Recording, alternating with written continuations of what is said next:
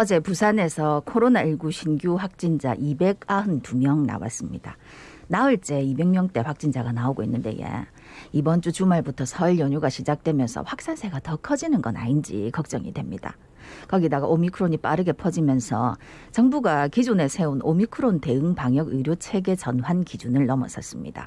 그래가 이번 주 수요일부터 순차적으로 오미크론 대응 단계로 전환할 것으로 보이는데 어떻게 달라지는지 함께 알아보면서 코로나19 상황 진단해 보겠습니다. 네, 동아대학교 감염내과 정동식 교수 전화 연결되어 있습니다. 안녕하십니까? 안녕하십니까? 네, 안녕하세요. 예, 교수님. 어제 기준으로 부산에서 코로나19 신규 확진자가 292명 나왔더라고요. 집단 감염이 끊이지 않고 있는데 부산의 코로나19 상황 어떻습니까?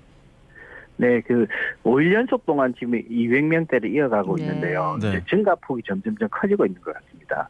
예, 보통 우리 부산시가 발표하는 것은 전날 발생한 환자를 발표를 하거든요.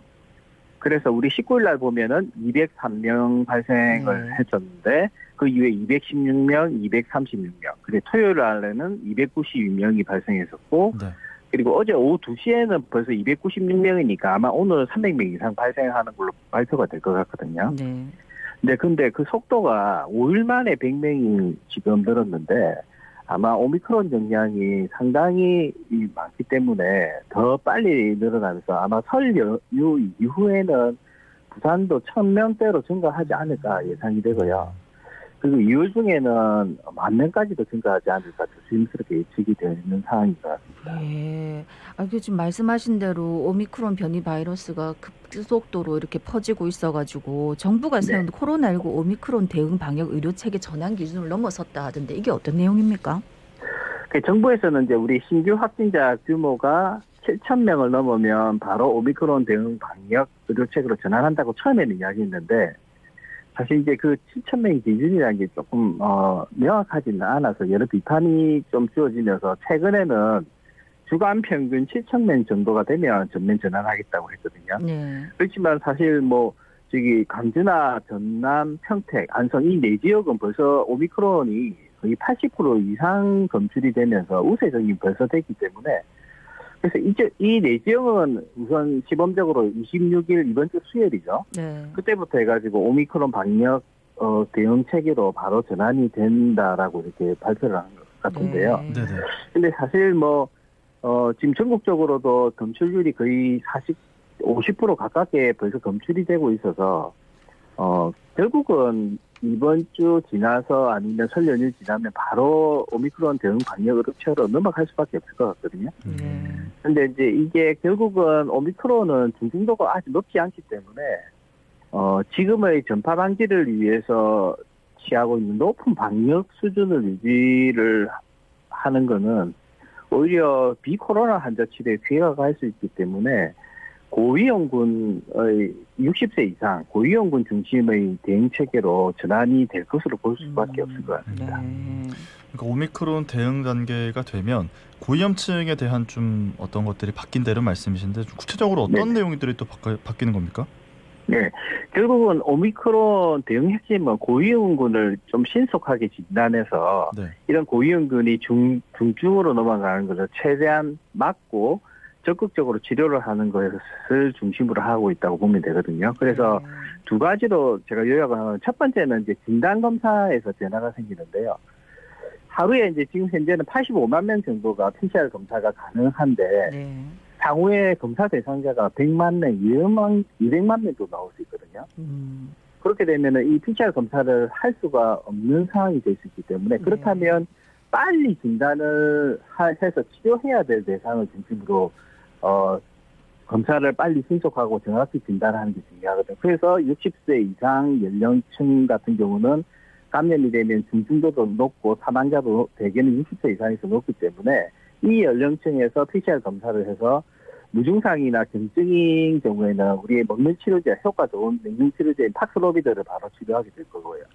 중증도 이상이면 입원해서 아마 적극 치료하게 되는데 그래서 이런 60세 이상은 PCR 검사를 기존대로 그대로 하는데 그 외에 유증상자 같은 경우는 선별진료소에 가면 바로 PCR 검사는 안 될 거고요. 신속 항원 검사를 해서 양성이 나오면 PCR 검사를 받는 걸로 이렇게 첫 번째가 잡혀 있고요. 두 번째는 이제 역학조사나 고위험 역학조사 같은 부분들도 이게 모든 사람을 대상으로 할 수가 없고 결국은 고위험군 중심으로 역학조사가 이루어지고 백신 접종 완료자인 경우는 격리기간도 등주 환자를 제외하거나 10일에서 7일로 단축하게 됩니다. 그래서 이런 검사나 그리고 역학조사 격리기간이 조정이 될 예정입니다. 모든 대응 체계 얘기를 쭉 들어보니까 오미크론 변이 확진자가 급격히 늘어날 걸 전제로 해가지고 다 하는 거네. 아유, 참 걱정입니다. 그러면 이제 부산도 네. 다음 단계로 좀 이제 전환을 해야 될 텐데 언제쯤 하면 좋을까요? 근데 이제 지금 전파력이 상당히 정말 높은데 지금 오미크론 검출이 전국적으로 보면 15일 날에 26% 정도 나왔는데 네. 23일 어제 발표는 한 47% 정도 2배가 증가했거든요. 네. 지금 부산 같은 경우는 뭐 사실 최근에 발표한 거는 14% 정도 됐는데 아마 내일쯤 새로 지난주 첫째 주 검출률이 발표될 텐데 아마 20% 30% 넘을 텐데 실제 모든 사람을 대해서 전수검사를 하는 것이 아니기 때문에 실제 피부로 느껴지는 거는 거의 50% 이상 된 거 아닐까라고 할 정도이기 때문에 어쨌든 곧 우세종이 될 것 같고 전국적으로도 아마 이번 주 후반부나 다음 주에는 오미크론 대응 단계로 전환되지 않을까라고 예상됩니다. 그야말로 이제 폭풍 전야인 것 같습니다. 네, 자, 이렇게 코로나 상황이 심각해지면서 먹는 코로나 치료제 사용을 확대했는데요. 근데 이제 네. 또 걱정되는 부분이 내성이 생기는 게 아니냐 이런 우려하시는 분들이 있더라고요. 네, 이 먹는 치료제가 상당히 효과가 좋아서 네. 뭐 중증을 89%나 막아주니까요.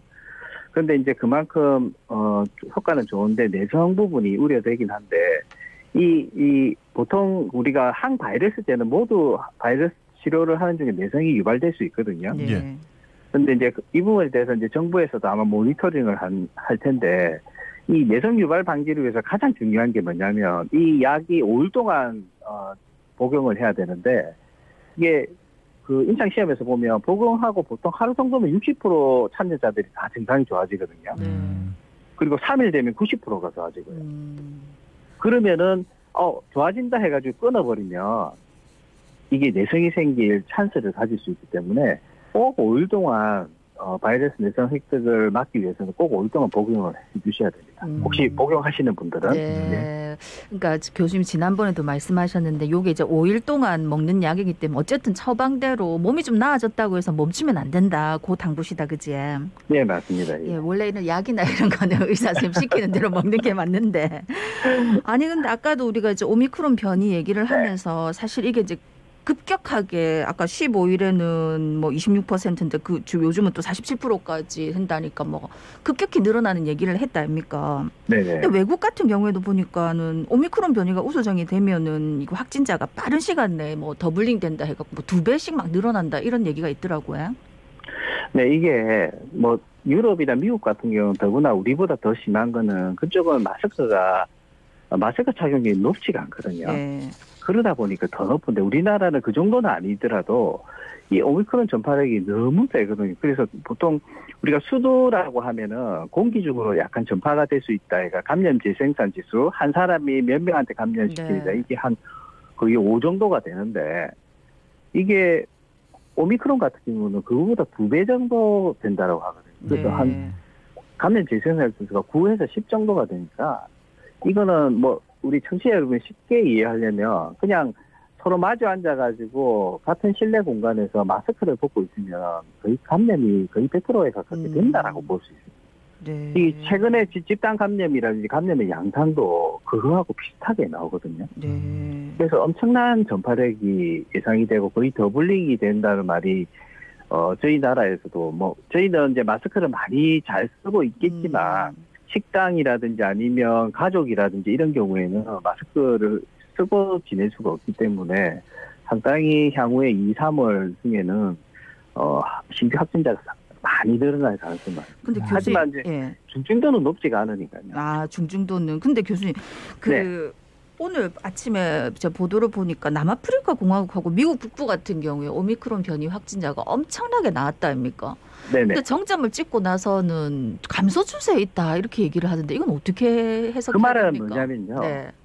자연 집단 감염이 어느 정도 형성이 되는 거죠. 기존 백신 접종률에다가 자연 집단 감염. 그래서 이번에 오미크론 대응 체계도 고위험군 중심으로 하는 것은 고위험군이 아닌 연령층에서는 백신 접종이 되어 있으면 이 오미크론 감염이 되면서 자연 면역까지도 획득이 되면서 상당히 큰 중증으로 안 빠지게 된다는 거죠. 그래서 염려되는 거는 미접종하신 분들, 네. 백신 접종 안 하신 60세 이상 분들이 제일 걱정이 됩니다. 저희 지금 중증 치료병상에 거의 90% 이상이 지금 다 미접종하신 분들이 있거든요. 실제 피부로 많이 느낍니다. 그 예측을 했었는데 향후 오미크론이 유행하면 거의 중증도가 높지 않기 때문에 대부분이 젊은 분들이나 그리고 기저질환이 없는 분들은 괜찮은데 60세 이상에서 미접종하신 분들은 상당히 위험하습니다. 그러면 이제 그 감소 정점을 찍었다가 감소하는 걸 기대하려 해도 일단은 백신 접종이 많이 되어 있어야 된다는 말씀이시네요. 꼭 그렇지는 않습니다. 백신 접종이 네. 많이 되어 있으면 피해가 적게 되지만 백신 접종이 좀 안 될 때도 어쨌든 자연 면역이 상당히 많이 생길 가능성이 많죠. 자, 근데 이렇게 오미크론이 뭐 전 세계적으로 지금 빠르게 확산하고 있는데요. 네. 전문가들은 이제 오미크론으로 이렇게 많이 확산되고 나면 정말 감기처럼 풍토병으로 될 수 있다. 이렇게 좀 낙관적으로 보시는 분들도 있던데 교수님 어떻게 보십니까? 저도 조금 그렇게 보고 있습니다. WHO에서도 뭐 약간 조심스럽지만은 올해가 마지막 오미크론이 종식의 그 시점으로 볼 수도 있다. 뭐 이 종식은 없어진다는 것보다는요. 이렇게 유행을 하는 정도가 아니라 독감처럼 그 매년 이렇게 관리를 해야 되는 정도, 그리고 이렇게 막 거리두기를 하고 마스크를 쓸 정도가 아닌 정도의 상태를 종식이라고 본다면 이 오미크론 이후에는 상당히 이렇게 많이 완화되고 좋아질 가능성이 많습니다. 이 오미크론 유전자 돌연변이가 생긴 부위를 보면요. 향후에 중증도가 계속 떨어지고 변이는 많이 생기는데 중증도가 계속 떨어질 걸로 예상이 되는 부위에 생겨서 아마 WHO에서도 그렇게 예측을 하는 것 같거든요. 그래서 이번 2월, 3월 중에가 저희 부산도 마지막 고비가 될 수도 있기 때문에 상당히 이런 부분에서 조금 갑자기 확진자가 많이 늘어나면 위험하기 때문에 그런 부분에서 적절하게 이렇게 거리두기 잘 따라주시고 그리고 마스크 잘 써주시고 특히 백신 접종을 안 하신 분들은 빨리 1, 2, 3차 접종까지 하시면 접종하신 분들은 상당히 안심하시고 이렇게 지낼 수 있을 걸로 봅니다. 네. 오늘 아침 교수님 얘기 들으니까 걱정이 되기도 하면서 조금 기대를 해봐도 되겠나 안심도 되는 부분이 있는데 근데 또 이번 주말부터 설 연휴 아닙니까? 그래서 걱정인데 마지막으로 시민분들께 당부 말씀 부탁드리겠습니다. 그래서 뭐 방금 이야기했지만 이제는 백신에다가 이제 효과가 좋은 먹는 치료제까지 나왔거든요. 그래서 예방도 하면서 백신으로 그리고 오미크론은 백신으로 100% 예방이 안 되기 때문에 결국 이제 먹는 치료제로 특히 60세 이상이나 고위험군 같은 경우는 중증으로 가는 걸 막는 치료제까지 나왔기 때문에 상당히 희망적인 상황이고요. 하지만 확진자가 너무 늘어나게 되면 의료 시스템이 감당하기 힘든 상황이 될 수 있기 때문에 마스크 KF94 이상 마스크를 저는 꼭 권고를 하고요. 마지막 위기를 우리 부산 시민 청취자 여러분 잘 극복했으면 좋겠습니다. 알겠습니다. 오늘 말씀 여기까지 듣겠습니다. 고맙습니다. 수고하십시오. 지금까지 동아대학교 정동식 교수였습니다.